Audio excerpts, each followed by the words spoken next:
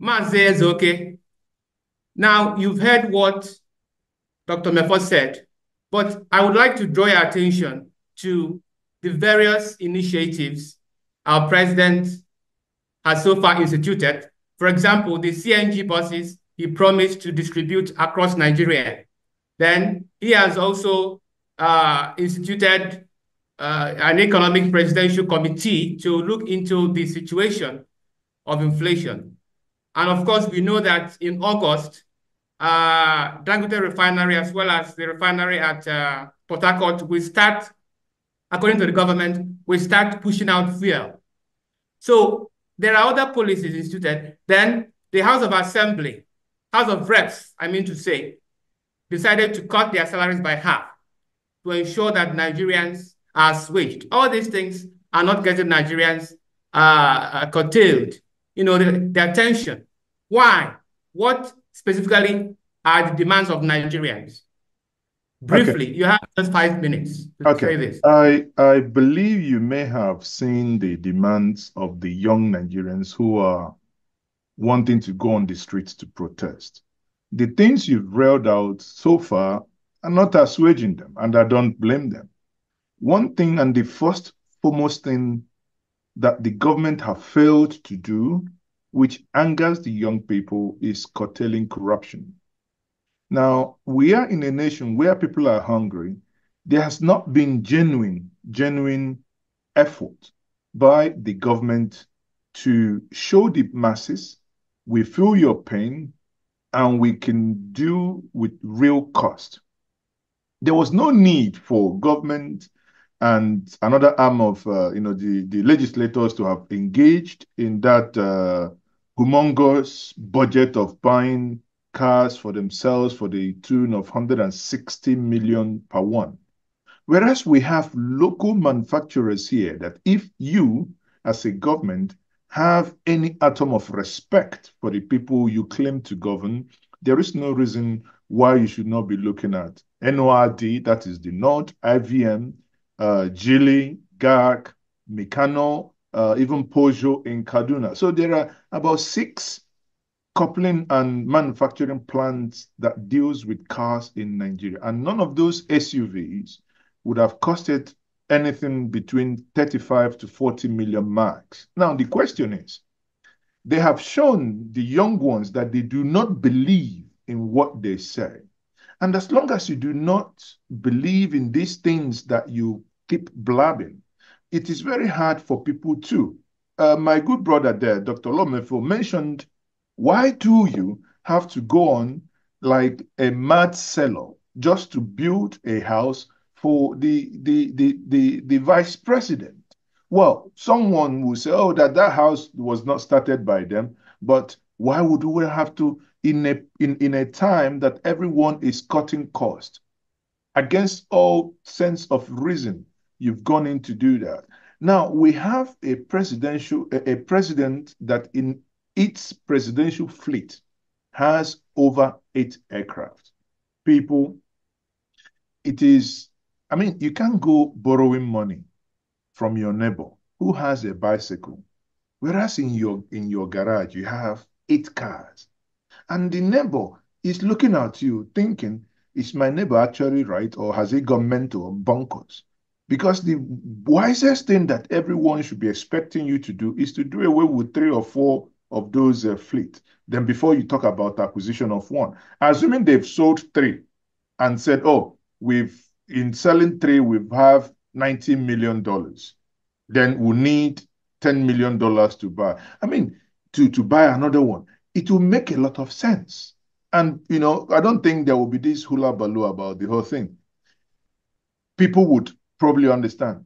So my point here is, while I think the people are insisting on this protest is very simple. The people have not seen commitment from their leaders to say we are cutting costs, and because of this cost, XYZ will happen.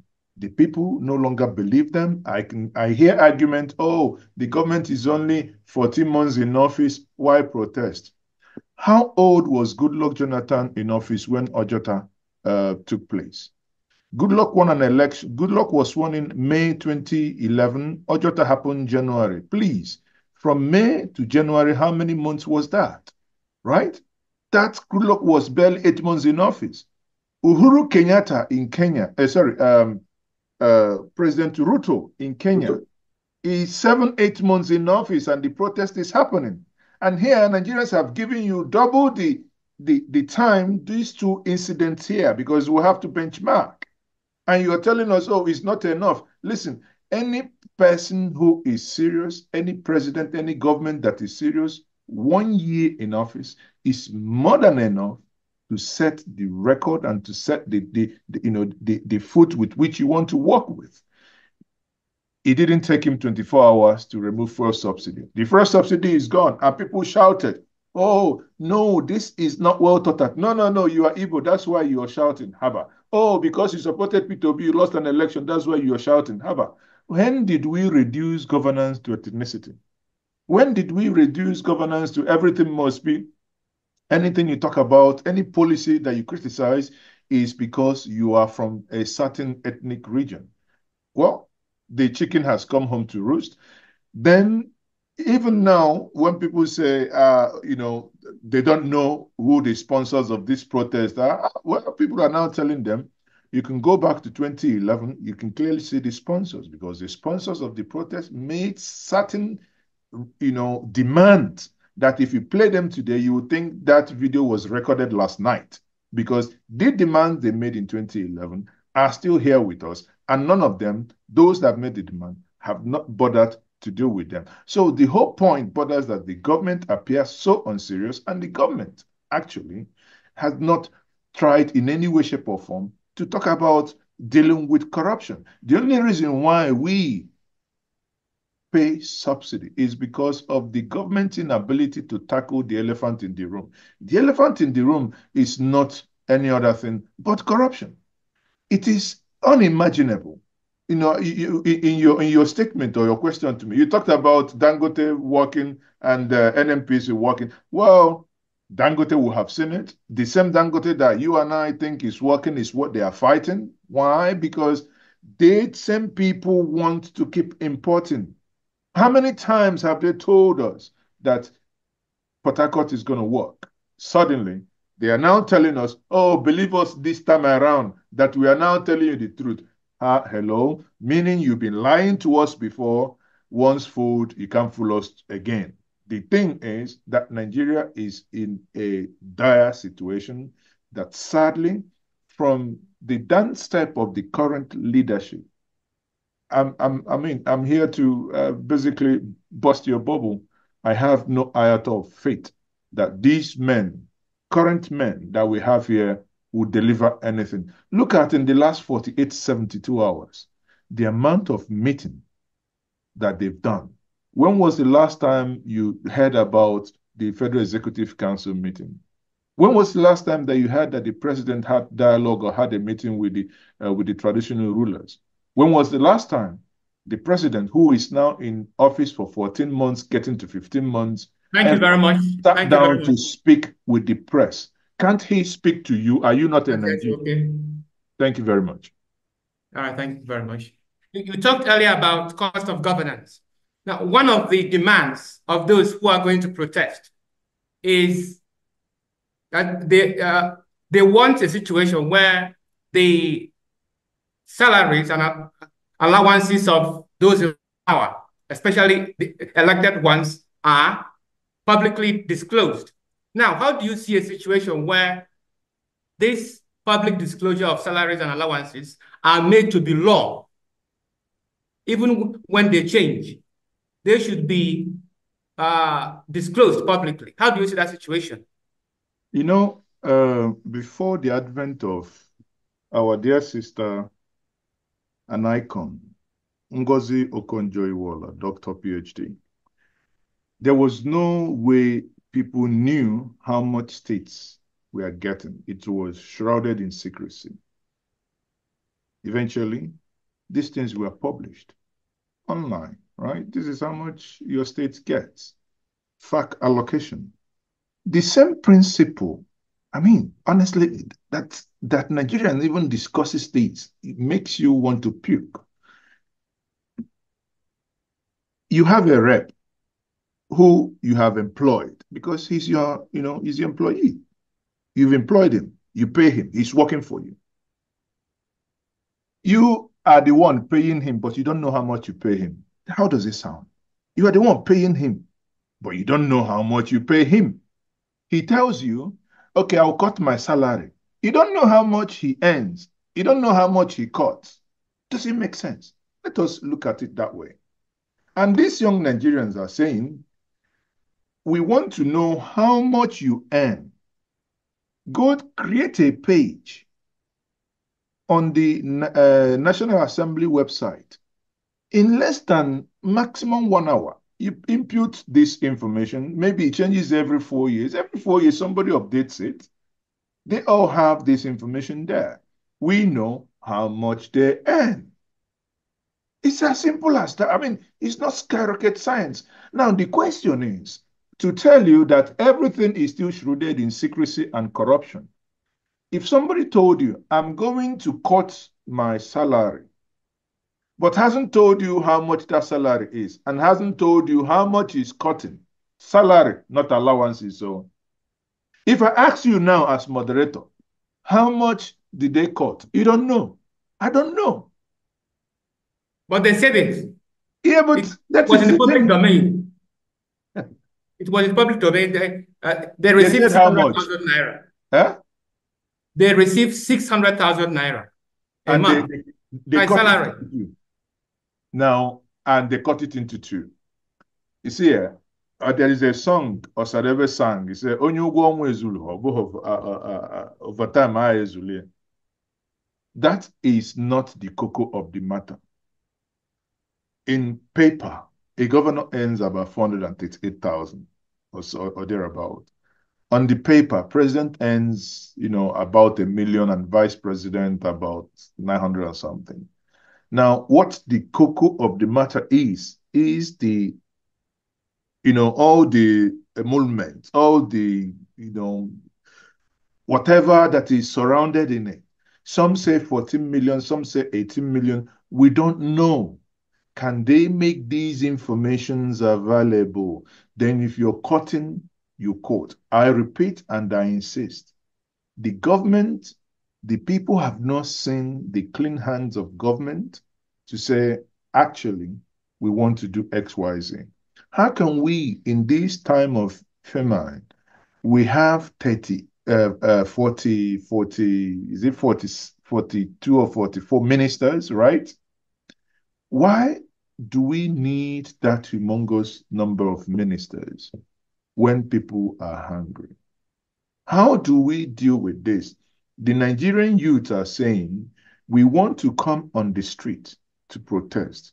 Has it ever bothered you that when the president talks, when those around the president talks, when the traditional ruler, while long before was talking, I listened to a video by the Oni of Ife.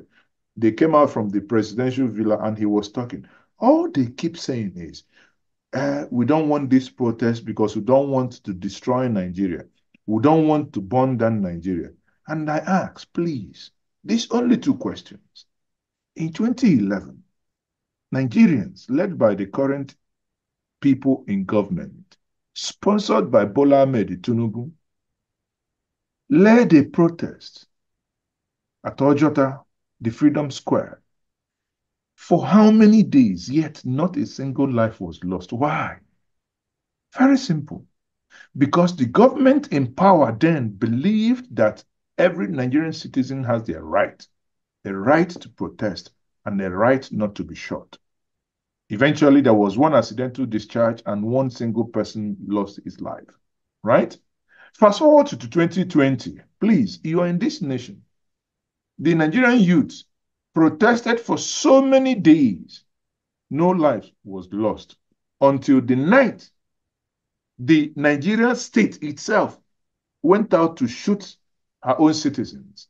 And after that shooting, in anger, those children, having lost and been wounded, burned the toll gate. Now, They keep making reference to that. Oh, if you want to protest in Lagos, go out of Lagos. You say, how convenient. How convenient. You live in Lagos, you pay tax in Lagos. You live in Anambra, you pay tax in Anambra. You live in Kaduna, you live in Birnin Kebbi, and you pay tax there. When it comes to protest, you leave Anambra to go to Kaduna to protest, or you leave Kaduna to go to Imo to protest, or you leave Lagos to go to Zamfara to protest. Isn't that a clear definition of insanity? The question is, why is the government so in panic mode? Why is the government panicking? Because government know they have not lived up to the expectation that they promised the people. Because remember, this is a continuation of the previous government. Yet, after 9 years, 9 years and 2 months, Nigeria has not improved an iota on the energy generation that we've been generating since the time of Goodluck Jonathan. Mazi Njenje, your final words, please. The government, and as well as those who are protesting, advise them to ensure that the protest becomes peaceful. Well, honestly, having listened to the young ones, the younger Nigerians wanting to protest, I have no iota of reason to doubt them. My advice basically is that they have to stay on the trajectory of keeping it the way they want it happen. But my greater advice goes to the government, because government controls the coercive power. They have the power to hijack things, because, I mean, they've done it before. And sadly, 4 years ago, the same APC government, we saw Nigerian DSS, Nigerian secret police. We saw them moving with SUVs, Nigerian police vehicles, picking street urchins, pointing to them places to go and damage stuff. These things are on camera. Now, 4 years later, not a single person, not police officer, not DSS was prosecuted. But they rather want to say that the Nigerian youth are these ones doing this. Again, even the Kenya you use as an example, there wouldn't have been any crisis in Kenya if the protesters were not shot. All I'm asking for Nigerian police to do, very simple. Please guide these protesters. You have asked them to show you the streets where they want to march. Deploy your men, guide them. You are not buying a cup of gari cheaper. You're not buying tomato cheaper. Neither are you paying electricity tariff cheaper than anybody. These kids are your kids. These children are yours. Protect them. Let them ventilate their anger for how long it takes. Then there will be peace. If you do that, I promise Nigerians, and I guarantee that we will not have any life lost. Ensure that you also provide them medical services in case if any of them faints or anything. I mean, this is what people are asking for. This issue of protest is not war, protest is not destruction. I do not know where they are coming from, unless if government is telling us that is actually what they want to, on their own, turn this protest into, in order to give the younger ones a bad name. Thank you very much.